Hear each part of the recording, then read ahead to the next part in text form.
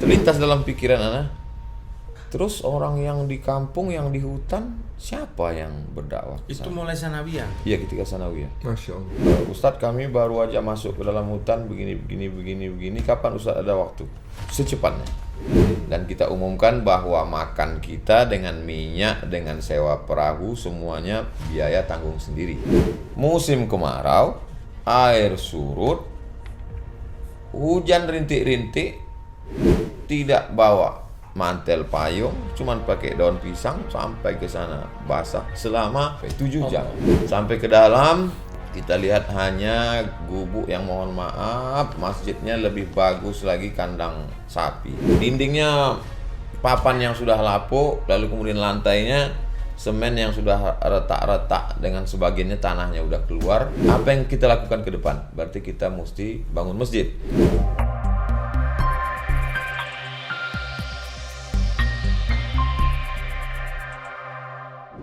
Hackers yang dirahmati oleh Allah, di podcast perdana ini kita langsung mengundang para asatid yang luar biasa. Beliau-beliau telah mengisi panggung-panggung internasional, beliau-beliau telah berdakwah luar biasa dengan keikhlasan beliau yang saya sendiri melihat dengan mata kepala sendiri. Dan langsung saja kita sapa di podcast yang pertama ini. Yang pertama Tuan Guru Ustadz Abdus Somad. Kifhalukum Ustadz? Khair Ustadz, alhamdulillah. Masya Allah, berjalan lancar Ustadz ya. Alhamdulillah. Antum begitu lihat anak kok kepingin ketawa, kenapa Ustadz? Selancar hubungan kita. Allah. Makan bakso di rumah Bu Wiwin, so sweet. Oh iya, cakep. Sehat Ustadz, alhamdulillah Ustadz, mabruk. Semoga diberi kesehatan, kelancaran, keberkahan, dan juga dakwanya diberi oleh Allah. Allah akan mencetak Ustadz Abdus Somad yang lain. Berat, biar aku aja. Oke, Masya Allah Ustadz. Alhamdulillah. Ini beda masalah ini, Ustadz Abdus Somad ini beda. Kata-katanya itu yang beda. Yang kedua kita sapa akhi Nafila Kanjeng Ustadz Salim Abdillah. Barakallahu fiik. Kifhalukum Ustadz. Masya Allah. Ana masih ingat yang waktu kita di peresmian buku antum. Alhamdulillah itu halaman 115 itu masih tahu. Sukses dengan buku-buku antum Ustadz. Alhamdulillah sukses juga dengan dakwah antum di Merbabu yang akan kita bahas saat ini. Dan semoga Allah memberi kesehatan, keberkahan kepada antum. Jazakumullah khair sudah hadir bersama kita di sini. Dan kita sampai juga akhi Nafila Ustadzi ya, kita sering panggil Ustadzi, Ustadz Luqmanul Hakim hafizahullah wa ra'ah, yang kita tahu beliau sering untuk memberikan motivasi khususnya kepada para agniya untuk bisa meluangkan harta mereka untuk mereka panen sendiri di yaumil qiyamah. Sukses dengan munzalannya, sukses dengan baitul malnya, nanti akan kita bahas bareng-bareng di live hack. Nanti di-cut. Ya kan, nanti masuk pokoknya. Oke. Canggih loh. Beda. Modern. Ini modern. Iya, enggak Oke, ketinggalan Ustaz. zaman. Enggak samang ini. Enggak ketinggalan zaman. Oke. Topik kita pada podcast pertama ini adalah para asatid yang internasional outside dan tradisional inside. Ustadzi, para asatid yang saya hormati, ana alhamdulillah kenal antum kurang lebih sekitar 5 tahunan ya. Dan pertama ana melihat antum ini, awalnya ana pikir antum ini adalah orang-orang yang bukan seperti ana ya. Ana pikir kalau ana emang orang desa, ana asli dari kota Lawang di kaki Gunung Arjuno. Ayah saya mengajak saya untuk dakwah ke beberapa pelosok pegunungan. Saya pikir orang sekelas Ustadz Salim yang go to Hamburg, Utrecht Ustadz ya, nggak seperti satu Ustadz itu yang baru ke Hongkong aja ditolak ya. Tolong yang luar negeri nggak usah disebut. Ini parah. Ini parah ini. Anak pikir bahwa asatid ini, anak lihat Ustadz Luqman ke Jepang, antum ke Mesir, Maroko dan Sudan ya toh. Anak pikir bahwa mungkin cuman ana yang dimudahkan Allah untuk melanjutkan kiprah dakwah ayah saya ke pegunungan di mana jalannya masih bebatuan. Tapi ternyata setelah ana lebih kenal dari antum, apa yang ana lakukan nggak ada 10% dari yang antum lakukan. Gitu ya. Ternyata Ustadz Abdus Somad dengan daerahnya Ustadz yang biasanya antum kesana setahun sekali itu? Ada beberapa tempat Habib. Ada namanya suku Akit, ada namanya suku Laut, ada suku Talang, ada suku Sakai, ada desa terpencil Bagan Benio, ada suku Akek ini terbagi lagi, ada Talang Mama, ada Talang Jerincing dan beberapa pedalaman, dan memang kita khususkan ke sana beberapa bulan sekali. Masya Allah. Ana yang pernah lihat beliau pakai sampan Ustadz ya, Iya. sampai kita tidur di sampannya. Ini Tidur di istimewa, Masya Allah. Dan apa Ustadz? Ya, bagaimana awalnya sampai antum ini terpikir? Ya toh, karena kan itu yang ana lihat di YouTube antum, itu kan kita kalau melihat gimana antum bisa tahu ada orang yang hidup di sana. Masya Allah. Ya toh, kan itu lewat mountains dan Iya. dan tempat-tempat yang susah. Iya, pegunungan. Pegunungan. Beberapa kalimat Habib ana terjemahin, mohon maaf. Iya Ustaz, Takut karena kawan-kawan memang nggak kadang-kadang paham. kalau udah sarapan breakfast in the morning ini kata-katanya sudah begitu. Iya. Dengan susahnya akhirnya antum sampai juga di sana. Ana lihat video antum ngajarin mereka menyanyikan lagu Indonesia Raya. Awal kok bisa sampai ke sana Ustaz? Apakah diundang atau memang ada teman-teman yang ngajak atau gimana awal? Sebelum ana jawab, ana ngadapnya ke mana? Bebas Ustaz, antum ganteng. Antum Kamera sana. Kamera bebas, sana. bebas Ustaz. Kemana pun. Soalnya ana rasanya nggak ingin menghadap ke tempat yang lain. Asik. Salah. Acuh.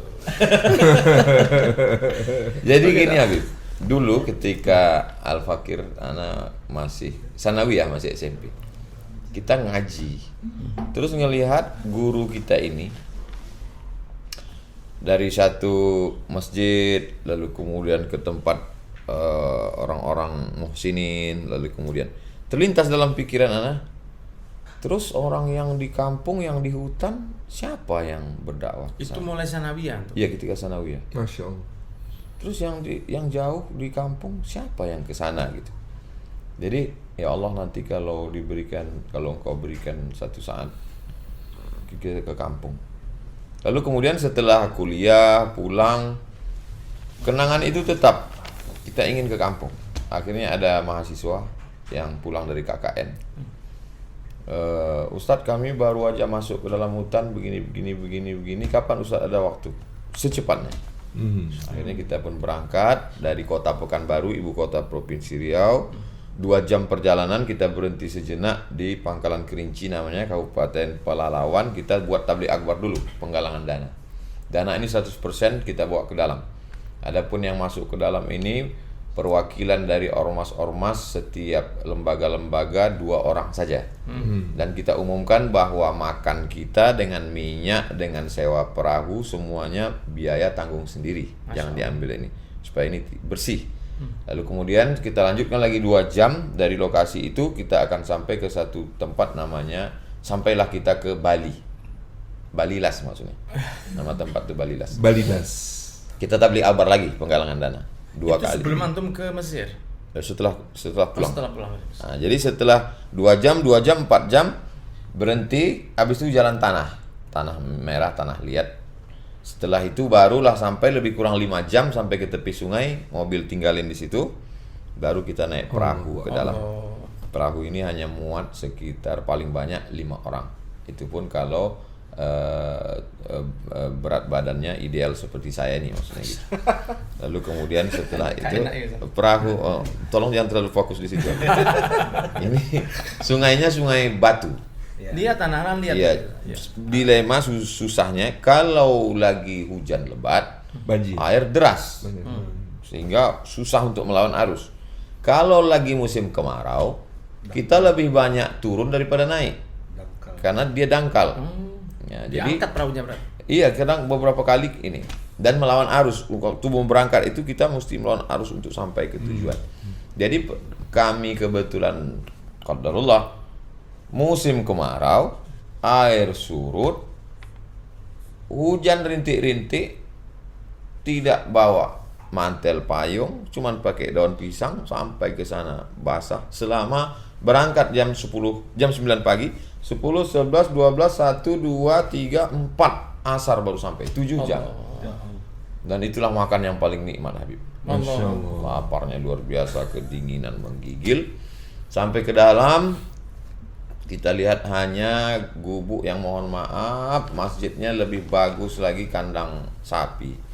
Karena dindingnya papan yang sudah lapuk, lalu kemudian lantainya semen yang sudah retak-retak, dengan sebagiannya tanahnya udah keluar. ditutup dengan, jadi kita awal tuh datang apa yang kita lakukan ke depan, berarti kita mesti bangun masjid. Saya pikir pertama kita mesti bangun masjid ini, dan di depan itu terasnya mesti luas supaya ketika kita datang kita bisa tidur di situ. Allah. Itu berarti antum berangkatnya setelah subuh dari Dari Pekanbaru. Udah berhari-hari begitu. gitu. 2 hari. Hari pertama kita berangkat gitu. pagi di Tabligh Akbar ini, nginap dulu, tinggalkan mobil, baru malamnya kita menginap di tempat masyarakat. Kemudian mau wudhu mesti turun ke bawah. Turun ke bawah dengar suara. Malam itu kita ditemanin sama Pak. Dengar suara.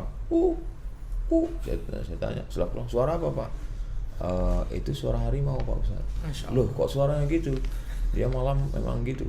Kita ini sekarang sedang di tempat hutan lindung perlindungan harimau Sumatera. Tapi mungkin harimau tidak terlalu tertarik karena dia ini tulang semua. Kalau lihat Ustaz Ali mungkin senang dia.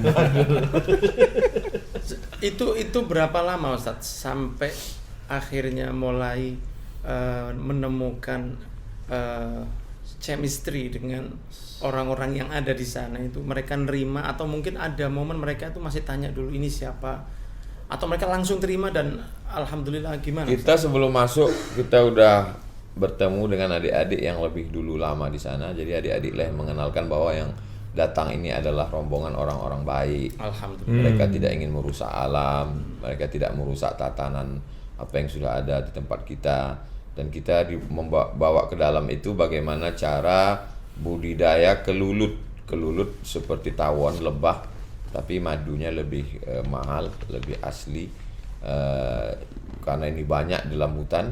Jadi kalau datang ke dalam untuk membangkitkan ekonomi itu lebih mengena daripada tabligh akbar. Dan kita nggak bisa tabligh akbar dalam karena mereka kita angkat, kita lewat naik sampan rumah mereka di tepi sungai, kita angkat dengan PD-nya ke tangan, mereka cuek aja karena mereka nggak kenal. Nggak ada di Pontianak waktu itu ya. Beda. Jadi antum sempat walaupun itu katakanlah Muhammad Al-Fatih Junior Ustaz yang ngangkat kapalnya, itu antum ngangkat perahu. Ya begitu ya. Sampai perjuangan luar biasa. Ini di daerah yang Kabupaten Indragiri Hulu, Riau. Yang Talang Mama itu juga di situ sama. Itu nama sukunya Talang. Talang secara bahasa artinya kebun. Mama itu artinya adik ibu kita yang laki-laki disebut dengan mama. Jadi kebun paman. Kebunnya paman. Nah, kebun gitu. Kalau talang bahasa Jawa itu ya supaya nahan hujan ya. Air hujan. Ini kebun. Jadi seolah-olah seorang akan mengatakan, kamu kemana? Kami ke kebun paman kami. Masya Allah. Jadi masih ada hubungan keluarga. Padahal jauh sekali. Jauh sekali. Iya. Itu mayoritas Islam mereka di sana. Sebagiannya Muslim, sebagiannya animisme. Kelihatannya seperti dakwah yang belum selesai. Karena di akhir mantra-mantra mereka itu kita temukan ujung-ujungnya berkat la ilaha illallah. Tapi mereka tidak sholat, tidak tahu baca Quran, tidak ada syariat. Kelihatannya proses dakwah yang belum selesai. Mungkin dulu pernah ulama datang, baru sempat ajar itu. Baru sempat mengajarkan Allah dan Muhammad. Masya Allah Ustaz, alhamdulillah, semoga diberi kelancaran, keberkahan Ustaz ya. Kalau kita tidak mampu yang seperti itu Ustaz. Ana pikir dulu makadam yang Ana lewati itu sudah luar biasa. Allahu Akbar. Tapi ternyata masih banyak makadam-makadam yang lain yang ada di sana.